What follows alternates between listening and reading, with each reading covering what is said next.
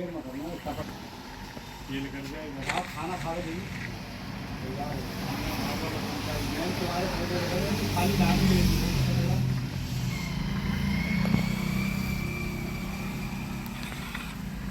किसी भी इशारे पर 2 मिनट के लिए ब्रेक लगती है तो 4 भिखारी आपकी गाड़ी का शीशा बजाते हैं।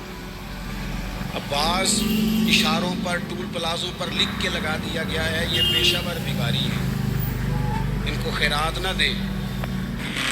है कि उन सारे भिखारियों को एक जगह खड़ा कर तुम भी क्यों मांग रहे हो?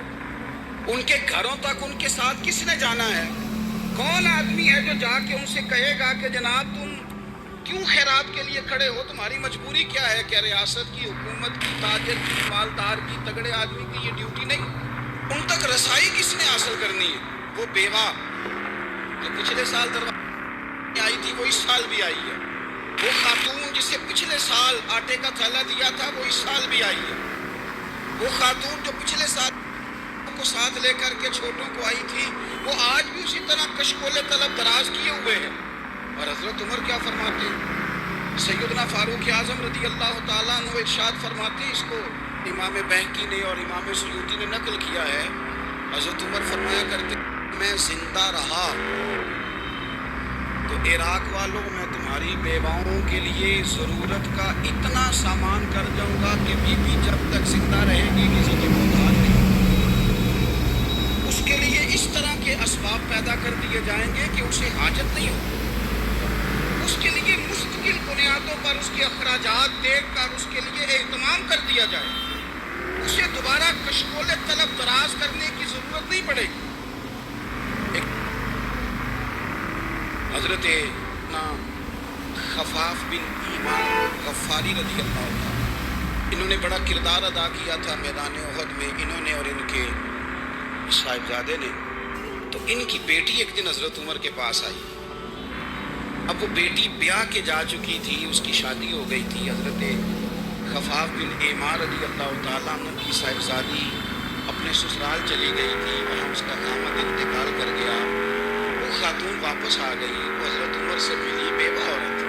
उस बेवा खातून ने आके यहाँ तो मेरे भाई वो फौजी बेचारे जिनकी बीवियाँ जिनको एक तकरीब में तो खूब एवार्ड देने के लिए बुलाया जाता है।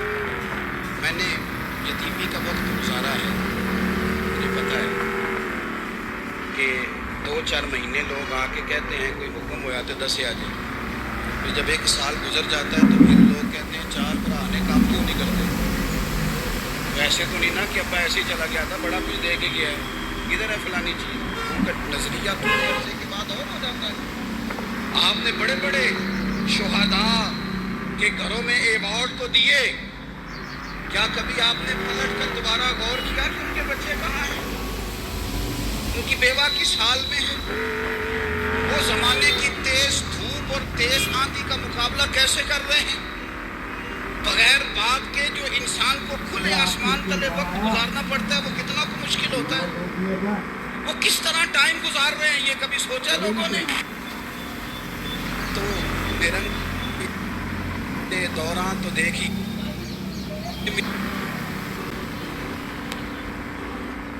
तक पहुंच गए जब खफाफ बिन ईमा की साहिबजादी बेवा होके आ गई, बच्चे साथ थे, सरे रा जनाबे और मिल के गए। मैं उस सहाबी की बेटी हूँ जिन्होंने ओहद वाले दिन अपने बेटे के साथ मिल के मुआसरा किया था।